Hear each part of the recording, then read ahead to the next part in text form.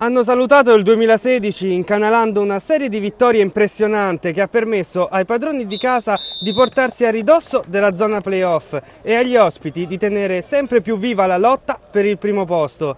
16 lunghezze le separano in classifica, ma questa sera tutto si azzera. I primi 3 punti del nuovo anno sono lì, a portata di gol. Amici di Fanner, appassionati di Lega Calcio 8, buonasera e benvenuti al Circolo Ciriaci da Marco Barbaliscia. È la 14ª giornata di Serie A. A sfidarsi Peperino Calcio 8 in maglia biancorossa e la Pisana Calcio in maglia nera. Stanno cercando le prime mosse per sfondare da una parte e dall'altra. Per ora le difese fanno buona guardia, ma l'azione insistita del numero 11, la traversa piena a negare il gol del vantaggio al Peperino. Si salva qui De Bernardo. Tutto Carnevali con pazienza. 1 contro 1, prova a sfondare. Numero 3 della Pisana, Ammassari. Si costruisce lo spazio per il sinistro. La risposta a Cutrupi viene da Ammassari, tiro di poco a lato. Caratteristiche dei giocatori del Peperino, così come quelli della Pisana.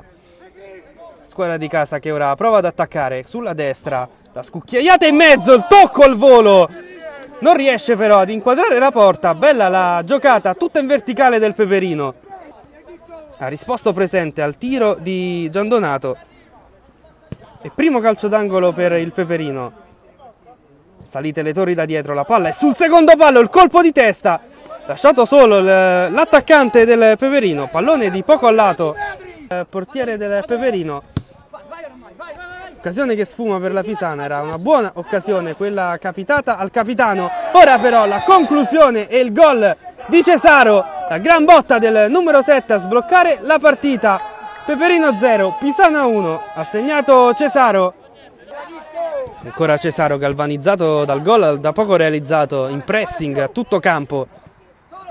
Giandonato però riesce a smistare sulla destra, è tutto solo Ibrahimi, non riesce a trovare l'appuntamento con il pallone, a porta spalancata. Giovannetti prova ad allargare, il pallone gli ritorna, allora prova il destro, De Bernardo ancora si distende a parare, ma l'azione non è finita. E sul cross in mezzo Ibrahimi devia in porta il gol dell'1-1. Peperino 1, Pisana 1, ha segnato Ibrahimi.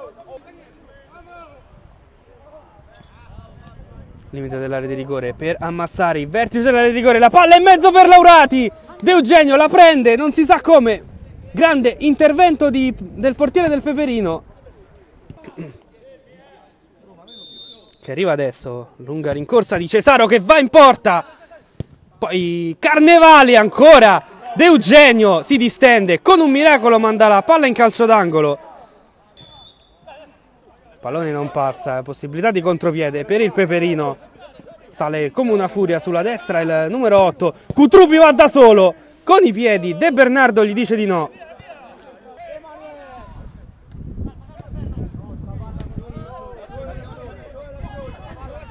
Cesaro, il sinistro, De Eugenio ci mette i pugni, palla in calcio d'angolo.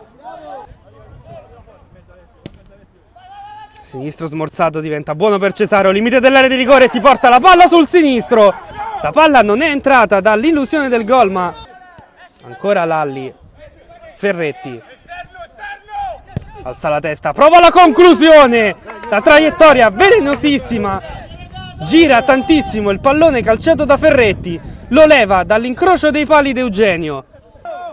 Questo da 2 uomini riesce a mantenere il possesso palla, ad allargare il gioco per il numero 22 che dall'area di rigore la mette in mezzo, mette a sedere un avversario Cutrupi e arriva il gol del Peperino che dopo aver ordinatamente difeso sul tentativo di assedio della squadra ospite trova alla prima vera occasione della ripresa il gol del vantaggio. Peperino 2, Pisana 1, ha segnato Cutrupi all'interno della sua area di rigore. È uno schema Cesaro per favorire il tiro di Laurato sulla linea, salva forse lo stesso Cutrupi, decisivo da una parte e dall'altra del campo.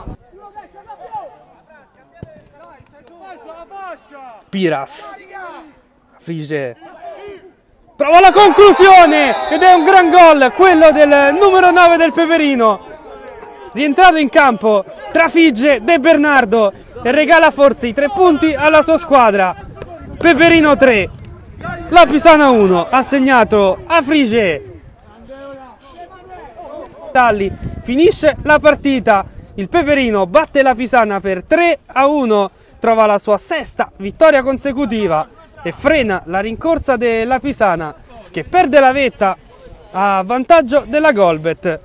Nella prossima settimana però potrà riagganciarla sfruttando lo scontro diretto in vetta tra Golbet e Cotton.